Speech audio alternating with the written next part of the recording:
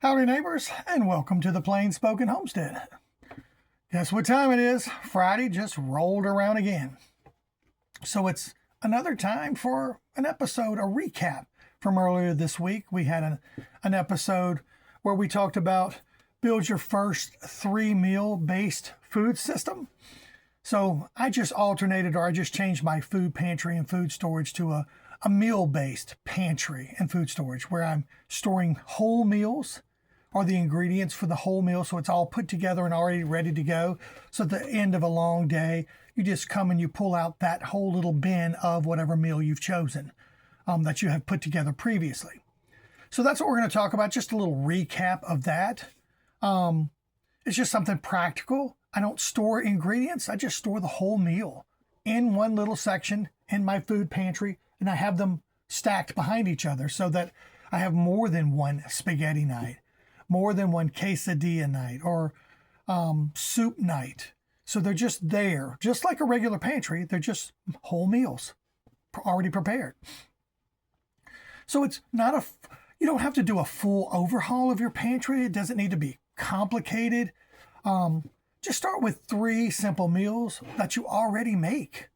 Turn it into something small and a working system. So you're going to start small and gradual, because most homesteads don't need more complexity.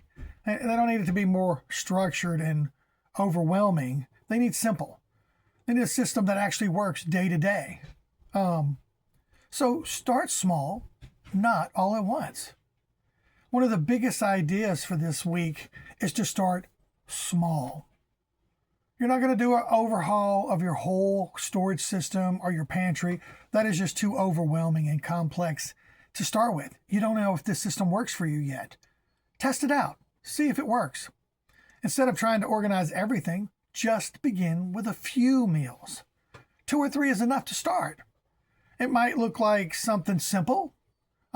So oatmeal or breakfast basics, a simple skillet meal, a basic soup, meals that are already part of your routine in life.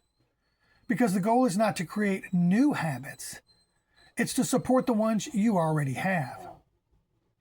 Think in terms of meals, not ingredients. Another important shift is thinking in meals instead of ingredients. So instead of asking, what foods do I have?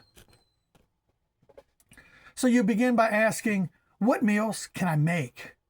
For example, instead of just having flour and oil and a few canned items scattered around, you might recognize that's enough for biscuits and something simple alongside it.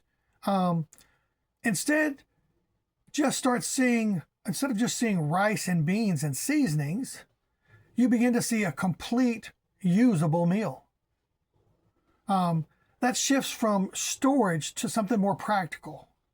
Make the meals possible. So you can also talk about making the meals possible, but not perfect. You don't need every ingredient. You don't need everything right there.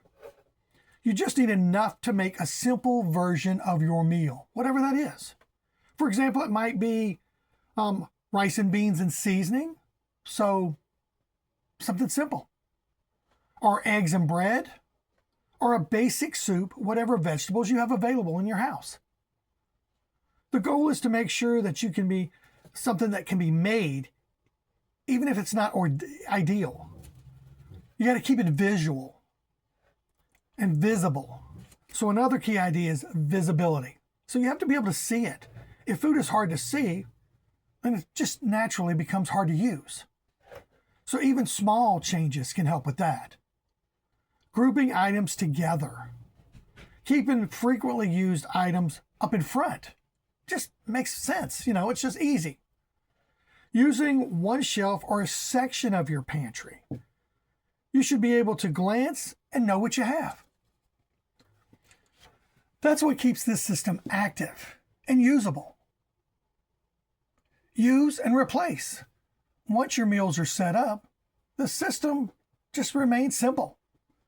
You cook the meal, you use the ingredients, and then you replace what you used. Remember, on my little blackboard, we had spaghetti night. It just says for going to replace my ingredients at the box store, spaghetti night. So I already know in my head what I used. It's just simple. It just cuts down on my list making and it just becomes a routine. I just know what I need to replace, and it just goes behind the line. So it goes in the back. That's your rotation. Doesn't need to be tracked or complicated.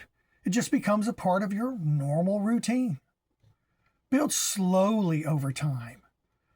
As those first meals become steady, you can add some more.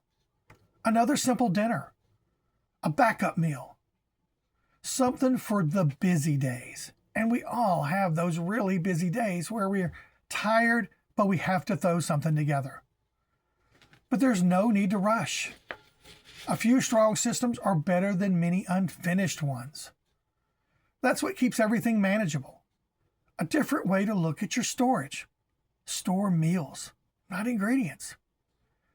One of the things that this approach changes is how you see your food storage.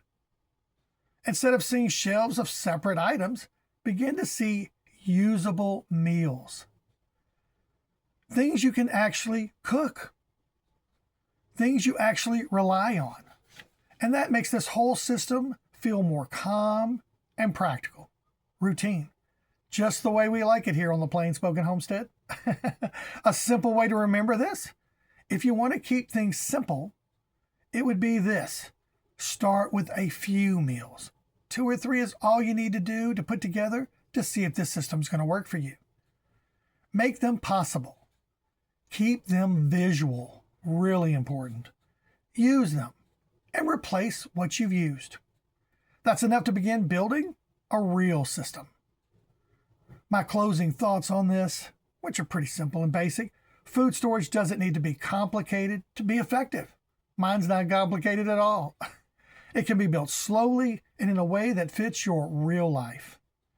One meal at a time. One system at a time. And you know, here on the Plain Spoken Homestead, I like systems, calm and practical. And over time, these small systems create something steady and reliable. So if you're not sure where to start, don't try to fix everything all at once. Just pick a few meals and begin there, something you already do. Because strong homesteads are built on systems that are simple enough to use every day. Thanks for spending a few minutes here at the Plain Spoken Homestead, and we'll see you next week. Welcome, neighbors, and thanks for viewing. Have a joyful, joyful day.